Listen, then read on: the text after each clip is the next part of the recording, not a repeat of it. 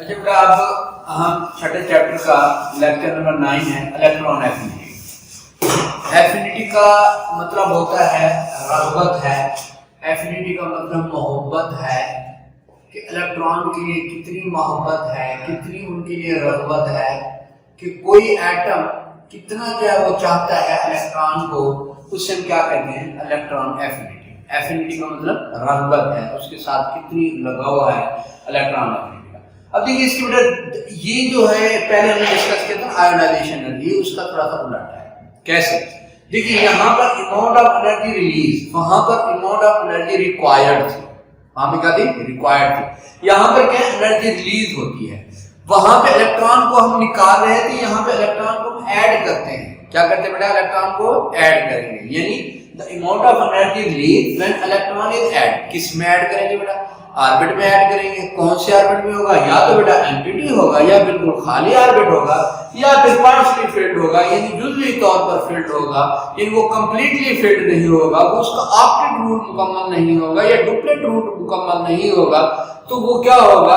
Partially field होगा और होगा भी आइसोलेटेड गैसियस एटम। याद होगा अभी हमने डिस्कस किया था गैसियस स्टेट का मतलब ये होता है कि जो एक्सटर्नल इन्फ्लुएंस से आजाद होता है उससे हम क्या कहते हैं? गैसियस एटम होता है। तो जब उसके अंदर इलेक्ट्रॉन हम ऐड करेंगे तो वो आयंस में तब्दील हो जाएगा। वो कौन सा आयन होगा? एनायन में तब्दील हो जाएगा। बात समझ आ गई बेटा? दोबारा सुन लें।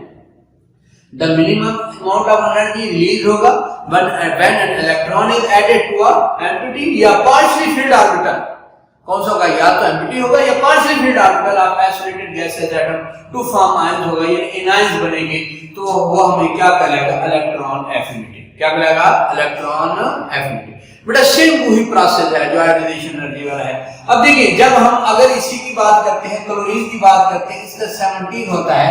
देखिए अगर हम यहाँ पर देखिए पहला ऑर्बिट है यहाँ पर हमारे पास है, उसमें 2 इलेक्ट्रॉन होते हैं, दूसरे में 8 होते हैं, अब तीसरे में 7 इलेक्ट्रॉन होते हैं। देखिए बेटा ये हमारे पास है, पहले में 2 इलेक्ट्रॉन है, दूसरे में जो है कितने इलेक्ट्रॉन है? 8 इलेक्ट्रॉन है। कितने इलेक्ट्रॉन बेटा? 8 इलेक्ट्रॉन है। ठीक है, इसी तरह जो है वो तीसरे में कितने इलेक्ट्रॉन है? 7 इलेक्ट्रॉन है। कितने इलेक्ट्रॉन बेटा? ये 7 इलेक्ट्रॉन है। ठीक, अब ये देखिए इसमें 7 इलेक्ट्रॉन होते हैं। अब जब हम इसमें इलेक्ट्रॉन ऐड करते हैं, क्या करते हैं? इसके अंदर इलेक्ट्रॉन को क्या करते हैं? ऐड करते हैं, तो उसमें हमें एनर्जी रिलीज होती है। क्या होती है? एनर्जी रिलीज होती है। अब एनर्जी क्यों रिलीज होती है? देखिए बेटा एक चीज जो आपको पता है, जब हमने इसमें इलेक्ट्रॉन ऐड किया, ये क्लोरीन जो था बेटा ये पहले स्टेबल था। क्या था? स्टेबल था, यानी इससे इसके इलेक्ट्रॉन और प्रोटॉन इनकी न्यूक्लियस की जो है वो अब चार्ज और इलेक्ट्रॉन का चार्ज दोनों बराबर थे। जब हम इसी को इलेक्ट्रॉन ऐड करेंगे तो ये दोबारा अपने आप को रीस्टेबल करने के लिए एनर्जी। अब देखिए ये जरूरी नहीं, ये याद रखना बेटा, जब हम इलेक्ट्रॉन ऐड कर रहे हैं उस वक्त हमें एनर्जी देनी पड़ रही है, लेकिन उन देने के बाद एटम जो है वो अपने आप को दोबारा जो है ना वो स्टेबलाइज करता है। स्टेबलाइज करने के लिए उसको एनर्जी क्या करता है? रिलीज करता है। यानी यूं समझे जो हम इलेक्ट्रॉन एनर्जी ऐड कर रहे हैं तो वो क्या होगा? हम कहते हैं फर्क सपोज रीडिंग लेते हैं 10 किलो जूल पर मोल है, और जब वो रिलीज करता है वो 20 किलो जूल पर मोल अगर रिलीज करता है तो ओवरऑल हम देखेंगे तो एनर्जी क्या होगी बेटा? ओवरऑल एनर्जी रिलीज होगी। क्या होगी? ओवरऑल एनर्जी रिलीज होगी। यानी जब इलेक्ट्रॉन ऐड करते हैं एनर्जी लगानी भी पड़ती है, लेकिन क्या होगा कि जब एनर्जी इलेक्ट्रॉन अपने आप को स्टेबल करने के लिए एनर्जी रिलीज करता है तो ओवरऑल हम देखेंगे तो एनर्जी रिलीज होगी। इस वजह से इसको नेगेटिव साइन से जाहिर करते हैं। आयोनाइजेशन एनर्जी को हम पॉजिटिव से करते थे, जब एनर्जी रिलीज होती है तो एक्सोथर्मिक होता है, तो हम इसको किससे जाहिर करते हैं? नेगेटिव साइन से जाहिर करते हैं। ठीक, यानी ये इलेक्ट्रॉन एफिनिटी बेटा ये हमारे पास यूं समझिए एक मेजरमेंट होती है कि न्यूक्लियस की और इलेक्ट्रॉन हमारे पास एक्स्ट्रा इलेक्ट्रॉन की, कि ये कितना होगा कि जो हम इलेक्ट्रॉन न्यूक्लियस को कितना इलेक्ट्रॉन चाहिए या नहीं चाहिए, जो हम इलेक्ट्रॉन ऐड कर रहे हैं उनके दरमियान जो एफिनिटी होगी उससे हम क्या कहते हैं? Electron affinity. अब देखिए बेटा इसमें 2 चीजों का हमने ख्याल करना होता है, एक वैकेंसी होती है, एक शील्डिंग इफेक्ट होता है। कौन सी चीज होगी?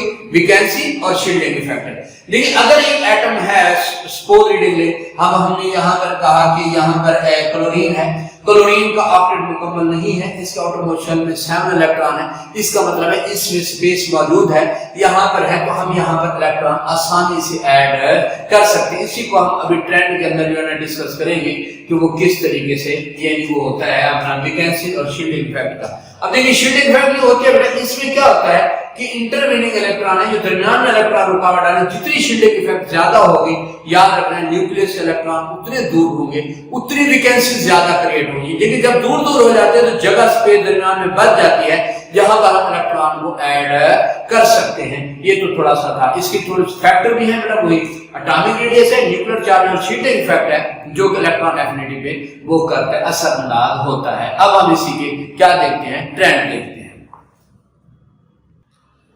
अच्छा बेटा देखिए, अब ट्रेंड में हम देखते हैं कि यहाँ पर हमारे पास ये पीरियोडिक टेबल आप लोगों के सामने है। देखिए इसमें हम इसमें पीरियड में देख रहे हैं और वही सेम जितना आयनाइजेशन एनर्जी थी बेटा, ये देखिए ग्रुप में जो है ये क्या होता है, ये पीरियड में इलेक्ट्रॉन एफिनिटी इंक्रीज होती है और ग्रुप में क्या होती है, ये इलेक्ट्रॉन एफिनिटी बेटा क्या होती है, डिक्रीज होती है। उसकी वजह ये है, देखिए हम अगर ग्रुप की बात करते हैं या पीरियड की बात करते हैं, अभी हमने डिस्कस किया था आयनाइजेशन एनर्जी में, देखिए बेटा जब पीरियड में होगा इंक्रीज होती है, क्योंकि न्यूक्लियर चार्ज देखिए बढ़ रहा है। यहाँ पर जो है ये देखिए, यहाँ पर अगर हम फ्लोरीन की बात करते हैं, इसका साइज बहुत छोटा है, इसके इर्द गिर्द इलेक्ट्रॉनिक लोड बहुत ज्यादा है।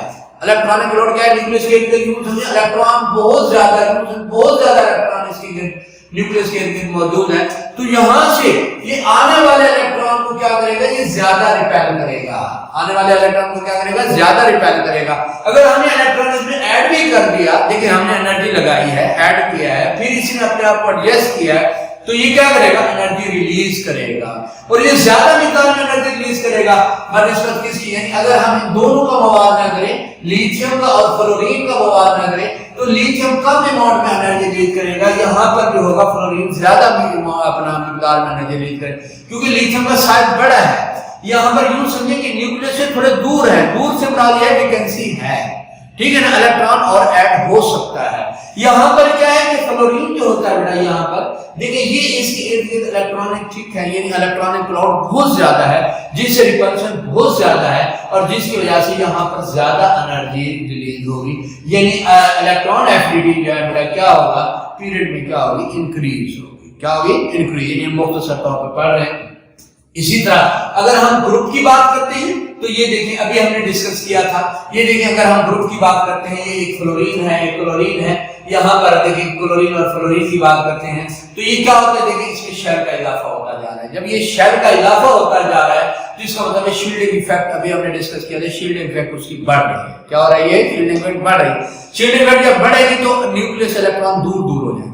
देखिए बेटा जब दूर दूर हो जाएंगे ना, तो वैकेंसी ज्यादा क्रिएट हो जाएगी, उसमें ज्यादा वैकेंसी पैदा हो जाएगी, यानी उसमें इलेक्ट्रॉन ऐड करना आसान हो जाएगा। यानी अगर हम ग्रुप की बात करते हैं, तो देखिए ये ग्रुप है, यहाँ पर देखिए अगर ये है, इसमें 2 ऑर्बिट है, इसके अंदर 3 ऑर्बिट है, इसी तरह नेक्स्ट में से चलते हैं बेटा, इसके अंदर 4 ऑर्बिट है, इसमें यहाँ पर इलेक्ट्रॉन ऐड करना ज्यादा आसान हो जाएगा, यहाँ पर इलेक्ट्रॉन ऐड करना क्या हो जाएगा, मुश्किल हो जाएगा। इसी वजह से इलेक्ट्रॉन एफिनिटी बेटा क्या होती है, ग्रुप के अंदर जो है ना वो डिक्रीज होती है। इसी वजह से जो अल्कली मेटल होता है ना, ये फर्स्ट एक ग्रुप होती है, इसकी सबसे लो होती है, और इसी तरह हाइड्रोजन जो है, जो सेवंथ एक ग्रुप होता है, इसके इलेक्ट्रॉन एफिनिटी क्या होती है, सबसे ज्यादा होती है। बात समझ आ गई, ये तो था हमने इसको डिस्कस किया। कुछ एक्सेप्शनल वैल्यूज भी होती हैं, जिसको जो है ये हम कहेंगे जनरल ट्रेंड है कि हाँ जी ये पीरियड में इंक्रीज होती है और ग्रुप में डिक्रीज होती है।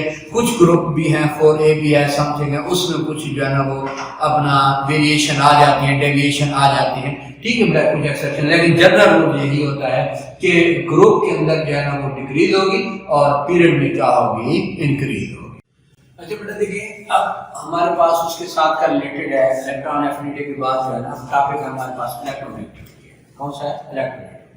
देखिए इलेक्ट्रोनेगेटिविटी क्या होती है, फोर्स ऑफ अट्रैक्शन, क्या, force of attraction which attract the shared pair of electron toward itself, जो कि shared pair of electron को अपनी तरफ अट्रैक्ट करती है, उससे हम क्या कहते हैं, इलेक्ट्रोनेगेटिविटी। देखिए मैं इसकी एग्जांपल लेता हूँ, यहाँ पर हमारे पास है, अगर देखिए बेटा हमारे पास हम ये कहते हैं कि H और F है, ये बॉन्ड बनाते हैं। आपको पता है यहाँ पर H जो है वो भी एक इलेक्ट्रॉन का शेयर करता है और फ्लोरीन भी क्या करता है, एक एक इलेक्ट्रॉन का दोनों शेयर करते हैं। अब ये जो है इसका जो फ्लोरीन का बेटा न्यूक्लियस है, इसके इलेक्ट्रॉन की शेयर करेगा, इलेक्ट्रॉन को अपनी तरफ अट्रैक्ट करेगा और ये दूसरा है ये अपनी तरफ अट्रैक्ट करेगा। अब जिसकी फोर्स ऑफ अट्रैक्शन ज्यादा होगी शेयर्ड पेयर ऑफ इलेक्ट्रॉन उसी के ज्यादा करीब होगा। इसे हम क्या कहते हैं, इलेक्ट्रोनेगेटिविटी। क्या कहते हैं बेटा, यानी the force of attraction which attract the shared pair of electron toward itself, जो कि shared pair of electron को अपनी तरफ अट्रैक्ट करते हैं उसे हम क्या कहते हैं, इलेक्ट्रोनेगेटिविटी। अब देखिए ये एटम बेटा दो किस्म के होते हैं, एक होमोन्यूक्लियर होते हैं और दूसरे जो है वो हेटेरोन्यूक्लियर होते हैं। होमो का मतलब सेम है। अब देखिए अगर मैं यहाँ पर हाइड्रोजन की बात करता हूँ, देखिए हाइड्रोजन है ये H2 का मॉलिक्यूल बनता है, इसके अंदर देखिए बेटा ये H और H ये एक एक इलेक्ट्रॉन का दोनों जो है ना वो एक एक इलेक्ट्रॉन का शेयर करते हैं। अब इसमें से मुझे बता देंगे किसकी इलेक्ट्रोनेगेटिविटी, किसकी फोर्स ऑफ अट्रैक्शन ज्यादा होगी, बेटा दोनों सेम होगी क्योंकि सेम है, जितनी इसकी फोर्स ऑफ अट्रैक्शन है उतनी इसकी होगी। तो इसे हम क्या कहते हैं, होमोन्यूक्लियर होते हैं, ये इनकी फोर्स ऑफ अट्रैक्शन क्या होती है, सेम होती है। ठीक, अब इसी तरह जो हेटेरोन्यूक्लियर होते हैं जिसकी हमने अभी हाइड्रोजन और फ्लोरीन की बात की है, तो इसमें क्या होगा कि जिसकी फोर्स ऑफ अट्रैक्शन अगर इसकी बात करते हैं, देखो H और F की बात करते हैं, तो shared pair of electron fluorine के ज्यादा करीब होता है। इसका मतलब है फ्लोरीन की जो होती है फोर्स ऑफ अट्रैक्शन क्या होती है, ज्यादा होती है, जिसकी वजह से शेयर्ड पेयर ऑफ इलेक्ट्रॉन किसके ज्यादा करीब होता है, फ्लोरीन। बात समझ आएगी बेटा, ये force of attraction which attract the shared pair of electron toward itself, जो कि अपनी तरफ अट्रैक्ट करते हैं, यानी दो किस्म के होंगे, एक होमोन्यूक्लियर होते हैं, एक हेटेरोन्यूक्लियर होते हैं। ठीक, अब देखिए होमोन्यूक्लियर में दोनों की फोर्स ऑफ अट्रैक्शन सेम होती है। याद रखना इसी के हिसाब से हम इनकी बॉन्ड नेचर को भी देखते हैं। क्या देखते हैं, बॉन्ड नेचर को। यानी देखिए अगर होमो है तो इनके दरमियान जो देखिए फोर्स ऑफ अट्रैक्शन सेम है, इनके दरमियान जो बॉन्ड बनता है इसे हम नॉन पोलर कहते हैं। कौन सा बॉन्ड होता है बेटा, नॉन पोलर होता है, यानी जब दोनों की फोर्स ऑफ अट्रैक्शन सेम होगी उनके दरमियान जो बॉन्ड होगा वो नॉन पोलर होगा। बेटा अगर ये फोर्स ऑफ अट्रैक्शन में डिफरेंस होता है जिनके दरमियान जो है उसे हम क्या कहते हैं, पोलर कहते हैं। क्या कहते हैं, पोलर। अब देखिए जिस तरह हमने H और Cl की बात करता हूं, ये भी क्या होता है, पोलर होता है। अब क्योंकि shared pair of electron chlorine के ज्यादा करीब होता है, जिसकी वजह से क्लोरीन पर पार्शियल नेगेटिव चार्ज आ जाता है और हाइड्रोजन से दूर चला जाता है, जिसकी वजह से हाइड्रोजन पर पार्शियल पॉजिटिव चार्ज आ जाता है। ये पोलर नेचर के होते हैं। कौन से नेचर के होते हैं, पोलर नेचर के। यानी इलेक्ट्रोनेगेटिविटी से ही हम चेक करते हैं कि वो पोलर है या नॉन पोलर है। अगर देखो बेटा जरूरी नहीं है, बाद लोग समझते हैं कि सिमिलर एटम होगा तो वो नॉन पोलर होगा। अब देखिए मैं इसकी बात करता हूँ, कार्बन और इसकी बात करते हैं, हाइड्रोजन की बात करते हैं, इसकी इलेक्ट्रोनेगेटिविटी 2.1 होती है, इसकी भी 2.5 होती है। नो डिफरेंस, इसमें कुछ ज्यादा डिफरेंस नहीं होता, जिसकी वजह से कि क्या होता है, इनके दरमियान जो भी बॉन्ड होते हैं इसे हम क्या कहते हैं, नॉन पोलर कहते हैं। क्या कहते हैं, नॉन। ये जरूरी नहीं है कि हम जो डिफरेंस एटम होंगे उनके दरमियान जो बॉन्ड बनेगा वो पोलर होगा। जो डिफरेंस एटम के दरमियान बॉन्ड बनता है वो नॉन पोलर भी हो सकता है। उसकी वजह ये होती है कि उनकी इलेक्ट्रोनेगेटिविटी आपने चेक करनी है कि इलेक्ट्रोनेगेटिविटी कितनी होगी। ठीक, अब देखिए जो मोर इलेक्ट्रोनेगेटिव होता है वो फ्लोरीन होता है, हाइड्रोजन फ्लोरीन सबसे ज्यादा इलेक्ट्रोनेगेटिव होता है। अब इसकी जो पॉलिन है इसकी बॉन्ड एनर्जी के हिसाब से, किसके हिसाब से, बॉन्ड एनर्जी के हिसाब से इलेक्ट्रोनेगेटिविटी जो है ना वो कुछ की मालूम की और उसने स्केल बनाया, फ्लोरीन को बनाया 4.0 उसने इसकी जो है ना वो इलेक्ट्रोनेगेटिविटी इसने इसी के हिसाब से इसको उसने कंपैरिजन किया बाकियों के साथ, इसको फ्लोरीन के साथ उसने मेजर किया, क्योंकि फ्लोरीन जो था मोस्ट इलेक्ट्रोनेगेटिव एलिमेंट था। क्या था बेटा, फ्लोरीन मोस्ट इलेक्ट्रोनेगेटिव, सबसे ज्यादा इलेक्ट्रोनेगेटिविटी फ्लोरीन की थी। इसी से कंपेयर करके उसने बाकियों की भी बनाई थी। अब देखिए इसी इलेक्ट्रोनेगेटिविटी के हिसाब से जो होती है बॉन्ड की नेचर भी होती है, वो भी उसका ताल्लुक इलेक्ट्रोनेगेटिविटी के हिसाब से भी होता है। ये देखिए अगर देखिए डिफरेंस ज्यादा है किस चीज का, इलेक्ट्रोनेगेटिविटी का बेटा, अगर डिफरेंस ज्यादा है यानी 1.7 से भी ज्यादा इलेक्ट्रोनेगेटिविटी का डिफरेंस है, ज्यादा है तो वो बॉन्ड आयनिक बॉन्ड होगा। कौन सा बॉन्ड होगा, आयनिक बॉन्ड होगा। यानी अलग किसका बेटा ये डिफरेंस, इलेक्ट्रोनेगेटिविटी का। अगर डिफरेंस ज्यादा है तो उनके दरमियान बॉन्ड कौन सा बनेगा, आयनिक बॉन्ड होगा। अगर डिफरेंस कम है यानी देखिए 1.7 यूनिट है तो वो आयनिक भी होगा और साथ कौन सा होगा, कोवलेंट बॉन्ड भी होगा। यानी रफली अगर इतना है तो ये आयनिक और कोवलेंट होगा। अगर इससे कम है तो वो कौन सा होगा, कोवलेंट बॉन्ड होगा। यानी ये जो आयनिक बॉन्ड या कोवलेंट बॉन्ड इसका ताल्लुक भी किससे होता है बेटा, इलेक्ट्रोनेगेटिविटी से होता है। किससे होता है, इलेक्ट्रोनेगेटिविटी से। अब देखिए इसकी हम इसकी बात करते हैं आगे। अच्छा बेटा अब इसकी हम ट्रेंड की बात करते हैं। ये भी सेम है, बिल्कुल सेम ट्रेंड जिस तरह हमने इसमें पढ़ा था आयोनाइजेशन एनर्जी में, इलेक्ट्रॉन एफिनिटी में, इसका भी बड़ा सेम ट्रेंड है। वो ये है देखिए ग्रुप के अंदर जो है ना ऊपर से नीचे ये यहाँ पर क्या हो रहा है देखिए पीरियड में इसकी जो है ना इलेक्ट्रॉन एक्टिविटी जो है ना वो बढ़ रही है। आपको पता है हाईएस्ट सबसे ज्यादा किसकी होती है, फ्लोरीन की होती है। यानी दरअसल देखिए इलेक्ट्रॉन एक्टिविटी का मतलब है न्यूक्लियस की अट्रैक्शन, फोर्स ऑफ अट्रैक्शन। साथ एटॉमिक नंबर बढ़ रहा है तो न्यूक्लियस की फोर्स ऑफ अट्रैक्शन भी बढ़ रही है। इसी वजह से इलेक्ट्रॉन एक्टिविटी क्या हो रही है यहाँ पर इंक्रीज हो रही है। अब इससे यानी इसके अंदर पीरियड में इलेक्ट्रॉन एक्टिविटी इंक्रीज हो रही है और ग्रुप में क्या हो रही है बेटा, डिक्रीज हो रही है। क्योंकि देखिए शायद ग्रुप में बढ़ रहा है, यहाँ पर जो होगा हमारे पास है इसका जो है शायद बढ़ रहा है, न्यूक्लियस से फासला बढ़ रहा है, जिसकी वजह से न्यूक्लियस की ग्रिप कमजोर हो रही है। साथ ही जब उसके अपने इलेक्ट्रॉन पर इतनी ग्रिप नहीं है तो वो दूसरों को क्या अट्रैक्ट करेगा। यानी ये सेम इसके ट्रेंड है, ये तीनों के ट्रेंड तकरीबन सेम है। किसके बेटा, आयोनाइजेशन एनर्जी के और इसी तरह इलेक्ट्रॉन एफिनिटी के और इलेक्ट्रोनेगेटिविटी।